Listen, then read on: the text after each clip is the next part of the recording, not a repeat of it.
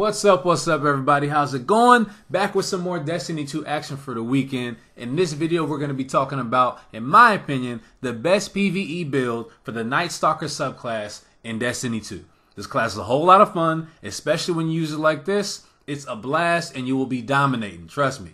So the lore behind this class says draw from the void, light the way. The blade dancers deride us as slow. The gunslingers say we lack precision. How is that better than a knife? How is that better than a flaming pistol? Well, my boots sink inches into the ground with every step. My rebreather filters the stretch out of the air, but my eyes sting like I'm showering with battery acid. We're almost there, my ghost chirps. My jaw clenches. I know we're almost there, little light. This vile marsh opens to reveal a black cave's maw. Inside, an infinite number of little green eyes flicker like bad stars. Crack! I fire a single bullet into the air, and the horde in the cave shrieks and runs out. This is it, you two. The Warlock and Titan leap from the bog behind me. A bow appears in my hands, and I let a single binding shot loose from the shadow. Now there are orbs of light everywhere. Eat, my friends, eat. And I had to read that because that is pretty much the NightStalker in a nutshell. You make orbs cause destruction for your team to benefit from. Now going into it, Marksman Dodge, we have dodge to perform an evasive maneuver with a steady hand. Dodging automatically relieves your weapon. Reload your weapon, and Gambler's Dodge, dodge to perform a death tumble, avoiding enemy attacks. Dodging near enemies fully recharges your melee ability. Now in related videos, when I'm talking about PvE content, I usually do tend to go with Gambler's Dodge, and that remains true here. Being able to recharge your melee ability fully just by dodging near an enemy is amazing. I definitely recommend Gambler's Dodge. That's the one we want to go with. As far as the jumps, strafe jump is what I usually always run with as well, because that extra bit of mobility in the air from going left to right, forward or backwards is what I prefer. I do think strafe jump is the one to go with. You never want to be a sitting duck in this game, so that extra amount of control, it does help out. Now moving on to the grenades, we have the Vortex Grenade, which creates a vortex, which continually damages enemies trapped inside. We have the Spike Grenade, attaches to any surface and emits a torrent of damaging void light. And then we have the Void Wall Grenade, grenade that creates a horizontal wall of burning void light.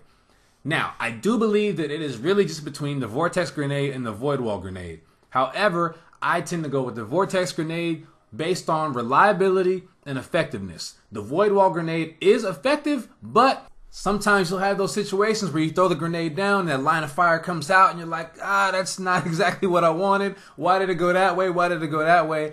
I don't like that at all. When I'm playing, I like to be in full control of what I'm doing, at least for the most part, and Vortex Grenade really helps out. And it's also a really solid grenade too. When it creates that spear, it does good damage, and it does its duty. It does really well. As you see here, I throw it on the ground, the spear comes out. Anyone coming through it is pretty much almost dead, at least these lower tier enemies. It's doing solid damage. Here, that's about 4 or 5 enemies standing there in a little circle. I throw it down, I'm able to turn around, attack other enemies. I turn around, they're all dead on the other side. That's really good. To be able to not have to worry about what that's doing, it's already taken care of.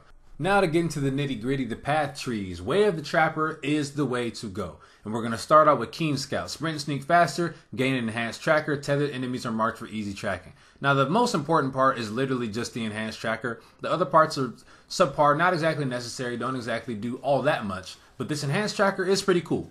You get to have the pie split up into more specific pieces so you know pretty much exactly where your enemies are coming from.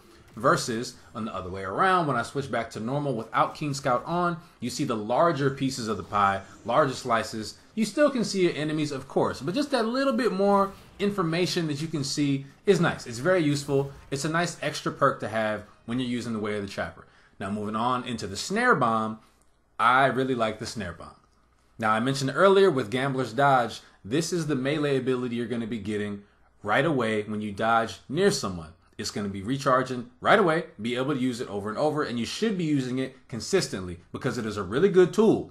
Now, the different ways that I use it are important too. There's about 3 different ways that I like to use it. I'll get into those soon. But you throw a smoke bomb, you can either stick it to someone or to a surface, and when it detonates, it slows and disorients them.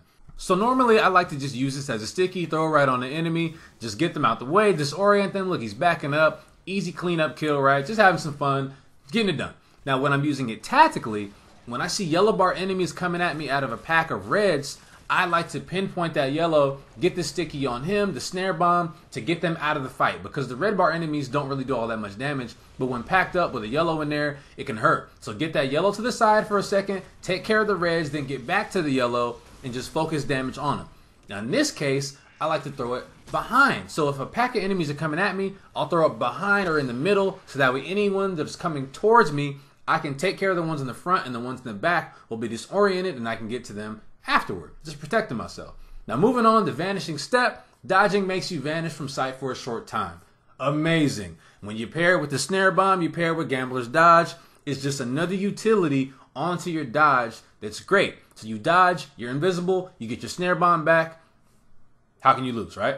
How can you lose? I mean, you can lose, don't get me wrong, but it's good. It's very good. Vanishing Step is good. I like how it's all paired together. It's a very nice utility to go with. So I use it when I'm getting cornered and almost about to die and I don't know what's going on.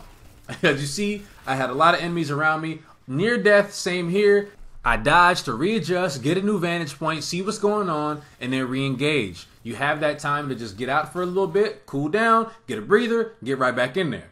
Now, for Deadfall, the Void Anchors fired from Shadow Shot become traps and wait for prey. Void Anchors have increased range and last longer. The key there is increased range and last longer. We're not really using it for prey or making traps.